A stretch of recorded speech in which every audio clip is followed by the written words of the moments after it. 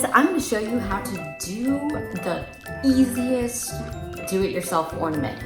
All you need is lamination paper. So, in another video I showed you that I printed his face way too big for the inside of one of these ornaments here. But I am going to put him on a little hat and laminate it, and I'll show you here.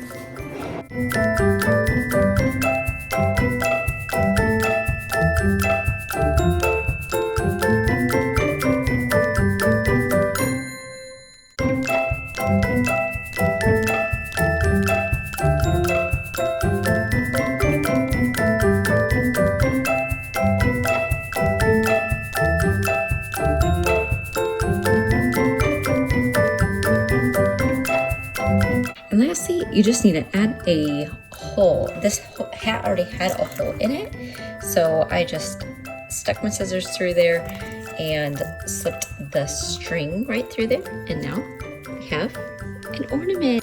How handsome.